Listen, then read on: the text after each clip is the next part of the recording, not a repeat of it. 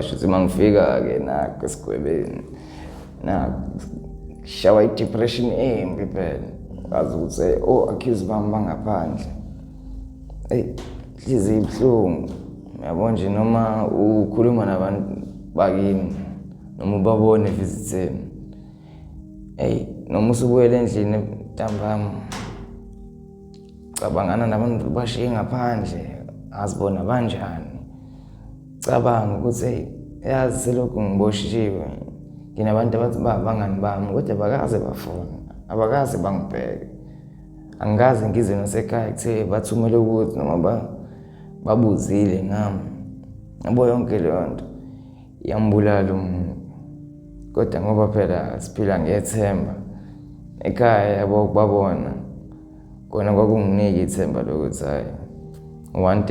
day neyiboshwa futhi engafike la kuzona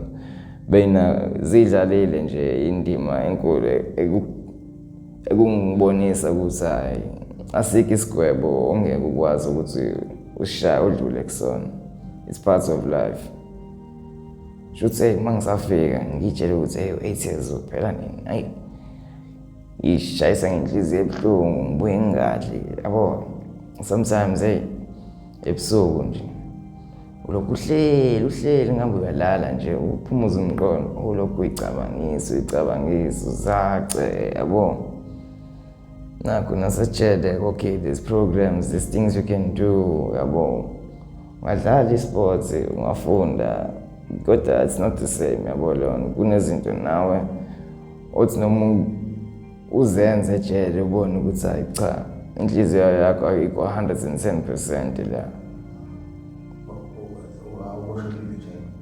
aboshe Westfield activity ishubile noma wena wasizwa ukuthi awuhlukumeze ngabo 26 kuba 26 mfethu akusho ukuthi awuhlukumezeki ukuhlukumezeka wadlula khona okay basically kuba inombolo akukho lula mfethu kunekhathi la uvuka khona yabo lonto uvuka ekseni my brother akuyona nje insanga kunezinto oyibonayo ukuthi okay yabo lezi zinto sengiyazenza nje kodwa namhlanje akukho kimi inhliziyo ayivumi nje yabo lonto uvuke ngo3 ekseni every day usha amanzi abandayo summer winter yafana nje unishala amanzi abandayo yabo kunezinto ongeke usazenza ngoba uyisebenzi yabo noma kuyikhathi ongagezi ngazo noma kunendlela ongasebehave ngayo yabo thola ukuthi hayi mawusaqala unankinga nayo yonke lento kodwa as time goes on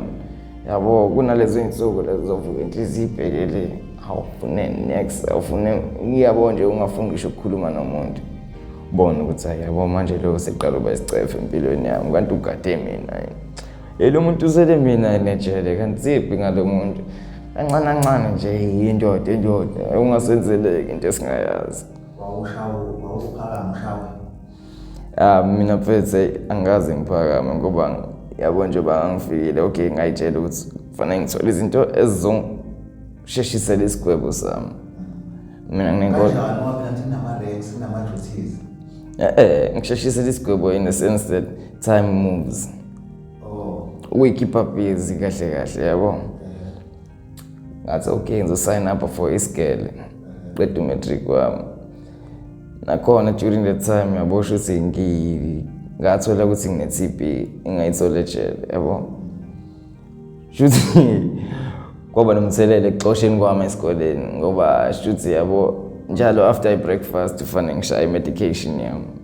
ekushayeni medication sokuthi sehlobo kuyashisa la uvuke ngasikhatsini wena uvuke ngo3 ne manje usushaya breakfast usushaya nalamaphilisi avela ngibhoce balisa shothi njalo iphoyisa manje nokudlula nje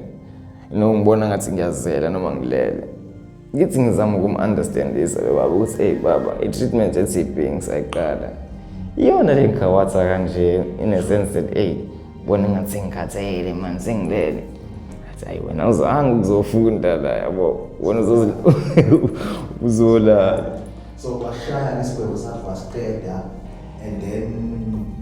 waphuma 20 bani then how was life umsuphumile all right In the beginning baba wami wayengafuni lutho nje indaba yokuzongibona ejele washo ukuthi ubhuti wami omdala nje he made sure by all means yabo ukuthi ekugcineni nabo bajike i-mindset yabo ekuthenini ukuthi alright njengoba esejele ngeke simlahle ngoba naye sifune aphume kule mindset anayo nalezi zinto azenzayo abone ukuthi nathi simfisela okuhle akukuhle nabo umndeni wakhe uzokujikela kodwa abantu wenze nabo lezi zinto bona ifamily yabo behind them 110% yangithola ekutheni ayi nakho nawe usucabanga ngisho ukuyibulala ngobani awunayo lo muntu nawe uzokhalela kuyena noma uzomtshela mase nawe uzo ukuthi hey umthwalo osemahlombe ungaphezu kwamandla akho like isigwebo bekubuye kusiza ukuthi sinokushaya ngama-draft bekungelula kona kodwa mawusucabanga manje yabo looking back at isikhathi nendlela ekwenzeka ngayo ngikwazile ukubona abanye abantu nendlela abanye abantu baphila ngayo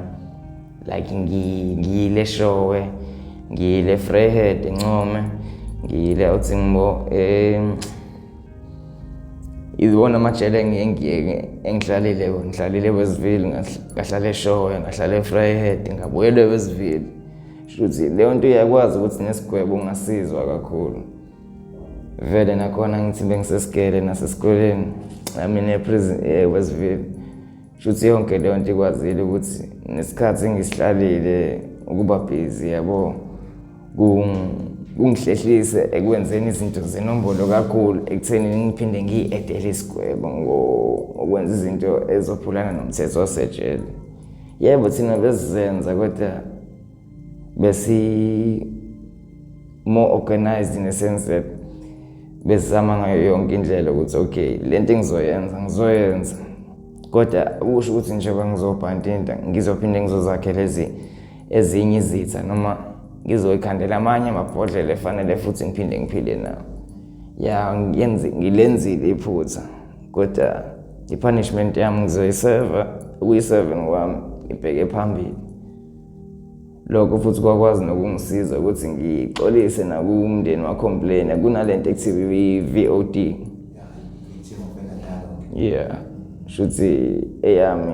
asengizoyenza kuyinini 2021 shuthi uma befonela umaka-complain wangabi nankinga nokuthi siyenze sengaphandle sengiyitholele i-dates normally you don't get a date until you do a VOD shuthi mangifika la correctional service kwane Victor offender dialogue esayenza laphana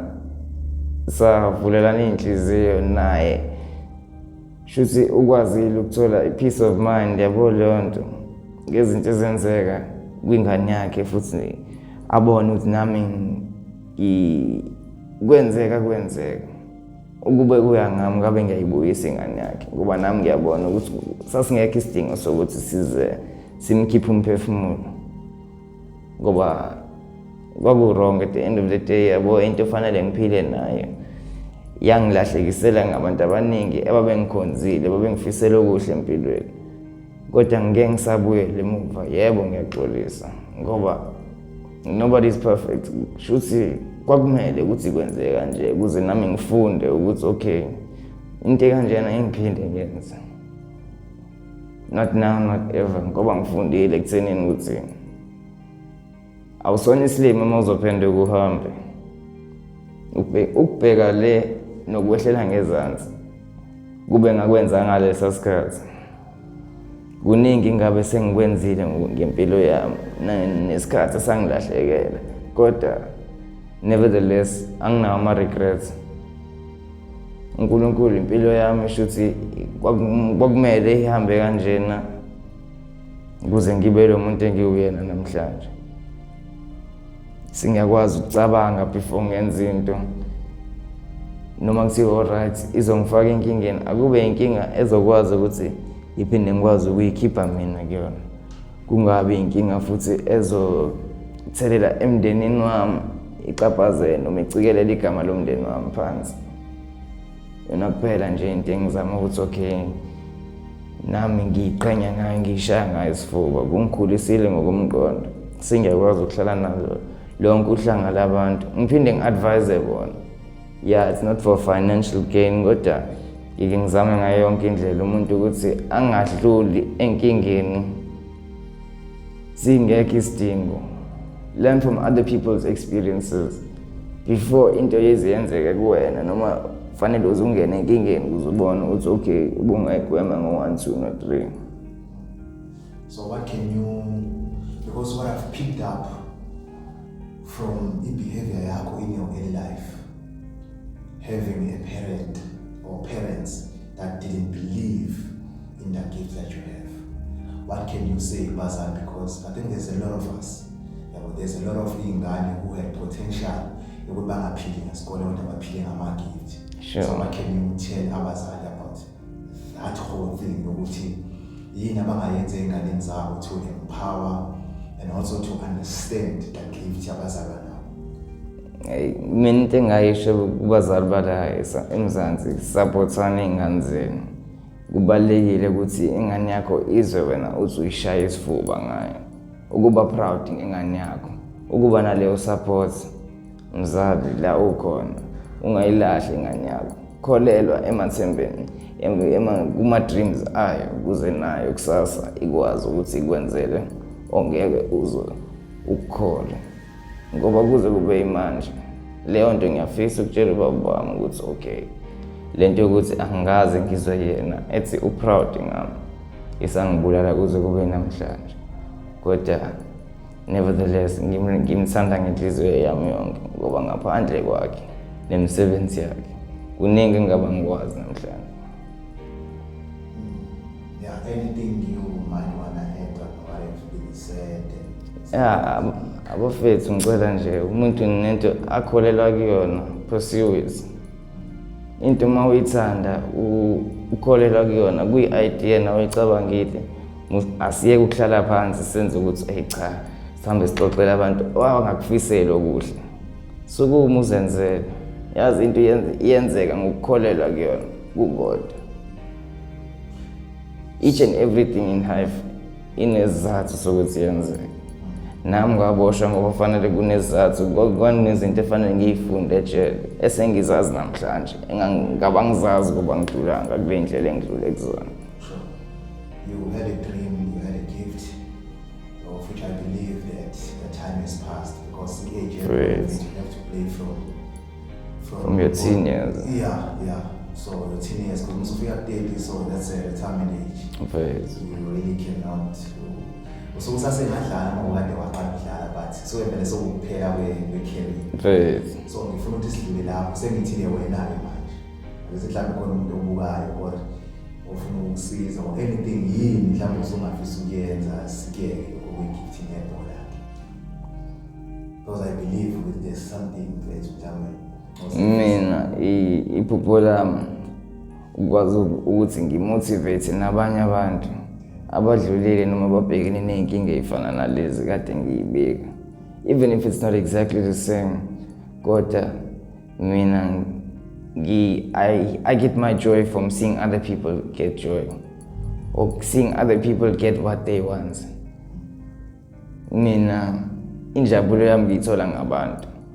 So if it makes a difference in somebody else's life, yeah, I mean loyo.